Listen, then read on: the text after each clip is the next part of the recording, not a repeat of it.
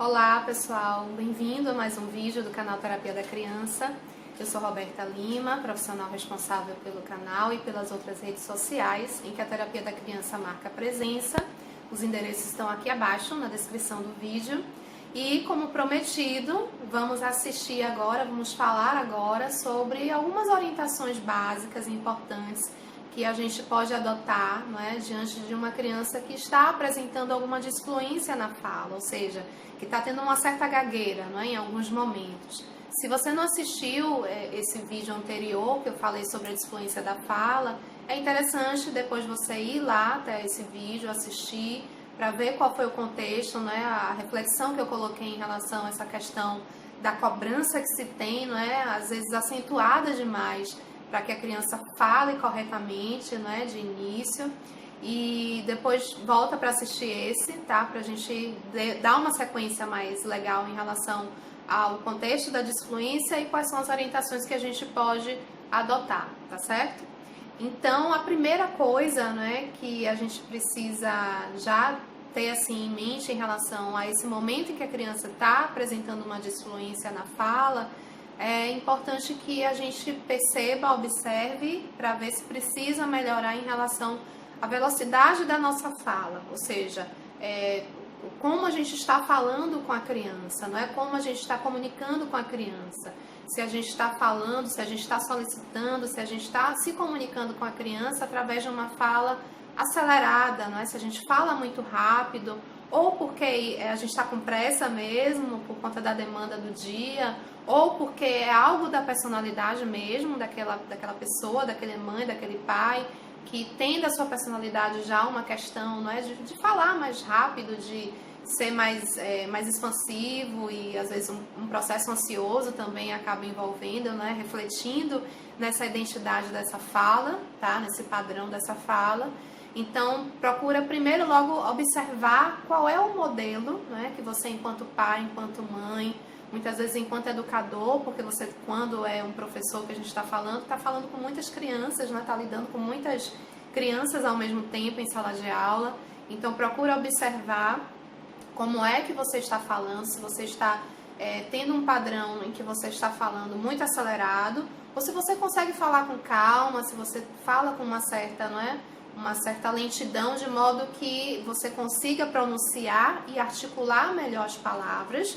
E não só isso, quando você fala mais devagarzinho, você dá uma oportunidade maior de tempo mesmo para a criança conseguir pensar no que é que ela vai dizer, no que é que ela vai responder, não é? Então, é algo que você consegue dar essa oportunidade maior para a criança se organizar, se estruturar mentalmente, para depois verbalizar, para depois responder o que é que você está falando, está comunicando, está interagindo com ela, né, o que quer que seja.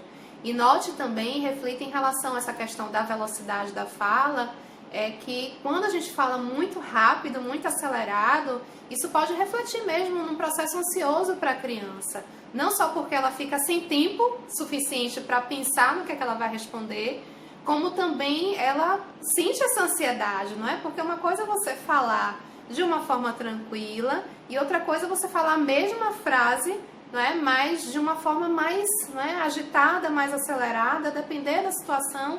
A criança absorve essa ansiedade e isso reflete fisiologicamente no corpo dela, de modo que ela não consegue, não é? Parar, se organizar, pensar e falar e responder, tá? Então, observe, tente conduzir dessa forma, oriente as pessoas que convivem com essa criança também, não é? Para poder adotar essa questão, não é, de falar mais lentamente, mas cuidado, assim, falar lentamente, eu não estou falando de nada também caricato, não é falar em câmera lenta, é falar lentamente de forma pausada, de forma que você articule bem apenas as palavras, tá? Mas oriente então os familiares, as pessoas que convivem mais, observe se a criança tem babá, observa como é essa babá falando, não é? Claro que tem coisas que fogem do nosso controle, mas tenta orientar a babá, pelo menos nesse sentido, né, de falar um pouquinho mais devagarzinho, de falar mais lento, pelo menos nos momentos em que que a gente percebe que a criança está tendo uma disfluência, não é, mais expressiva em algum momento do dia, tá certo? Então, tentem caminhar por esse percurso, né, de falar um pouquinho mais lento.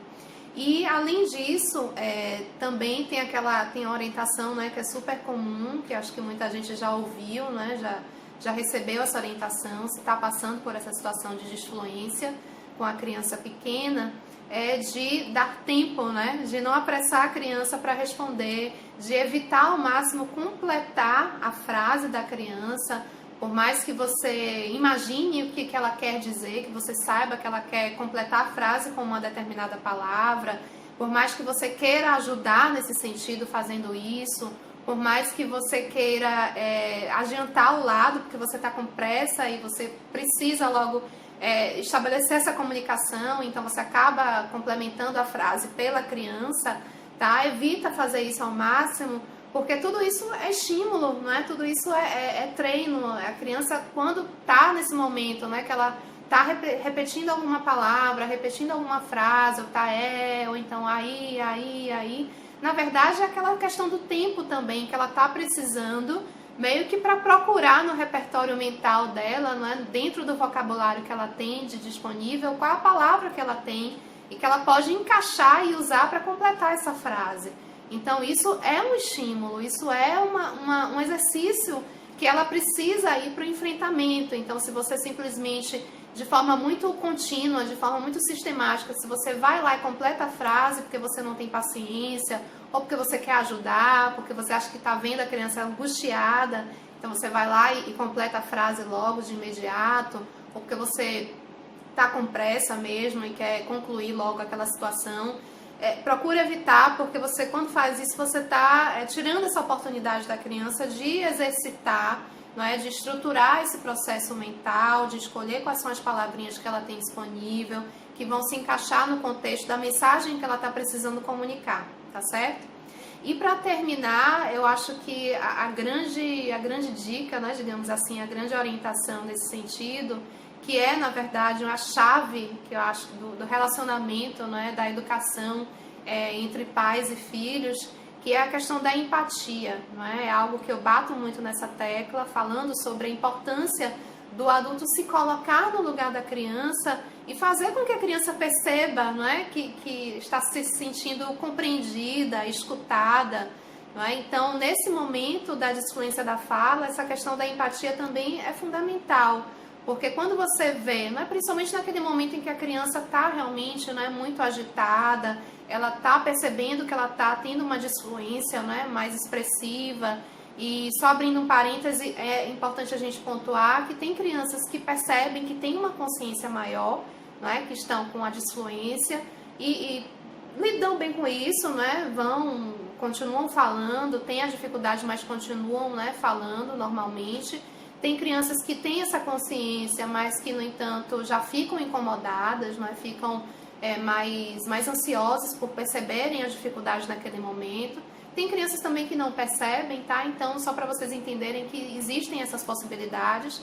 Então, nesse momento, principalmente que a criança está mais assim disfluente, que você está percebendo que ela também está se incomodando, não é, com essa dificuldade, tenta se colocar no lugar dessa criança, não é? Abaixa na linha dos olhos dela, fala com ela, mostra para ela que você entende, que você imagina que realmente não deve ser fácil aprender a falar. Pontue isso para ela, diga que, olha, filha, você está aprendendo a falar, então é natural, é normal que você tenha essa dificuldade às vezes, que você não consiga encontrar as palavras que você precisa, que você repita as palavrinhas, repita as frases.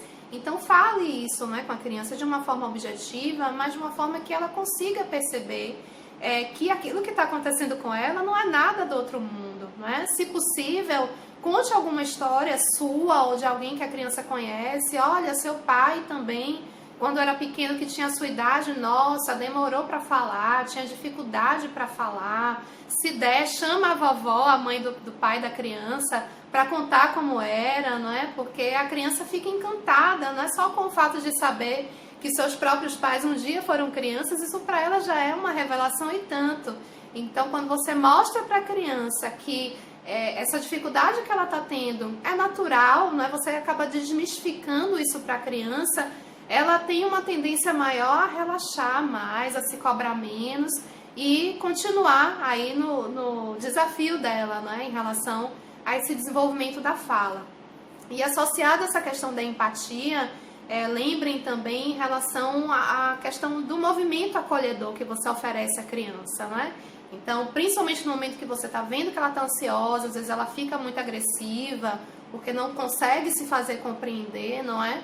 Então, tenta acolher essa criança, não é? Corporalmente mesmo, não é? Dar um abraço, dar um beijo, pontua essas coisas que eu falei, não é? Da empatia, de contar uma história, de mostrar para a criança que aquilo ali é natural e dar esse acolhimento, porque quando você faz esse tipo de abordagem, não é? Afetiva, que você dá esse toque à criança, não é? Com toque você consegue promover uma alteração fisiológica também, porque a criança tende a produzir um hormônio do bem-estar, então ela fica mais calma depois de um abraço, ela fica mais relaxada depois desse afeto, né? Desse beijo, desse abraço que você oferece, depois que você se coloca no lugar dela e mostra para ela que aquilo ali que está acontecendo é natural e que vai passar, não é? Que basta ter paciência e que você está ali para ajudá-la, não é? Para conduzir da melhor forma possível, porque se a gente consegue conduzir dessa forma, se a gente consegue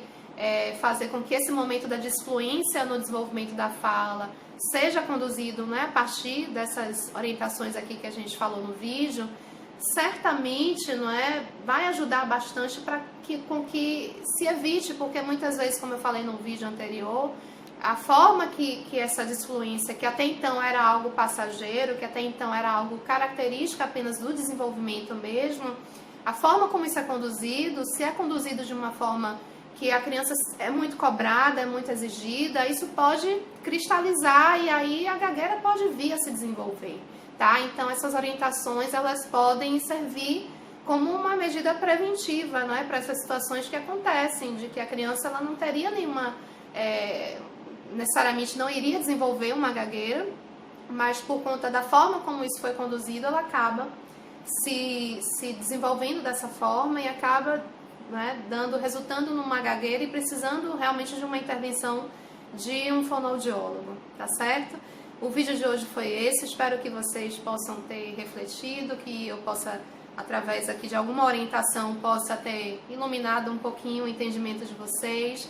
E quem estiver passando por esse momento da disfluência, não é, com alguma criança pequena, um filho, um sobrinho, um aluno, tenta conduzir dessa forma e se vê que não está tendo, não é, muita evolução, se ainda assim a criança continua persistindo, não é, lembrando, se esse comportamento da disfluência persistir por mais de 6 meses, é importante que procure a orientação de um fonoaudiólogo para que a criança seja avaliada e ver a necessidade de ir para terapia, tá certo? Um abraço, gente, curtam o vídeo se gostaram, assinem o canal, até a próxima semana e a gente vai se encontrando aí ao longo da semana pelas outras redes sociais da Terapia da Criança, tá certo? Tchau, tchau, grata pela atenção, até a próxima.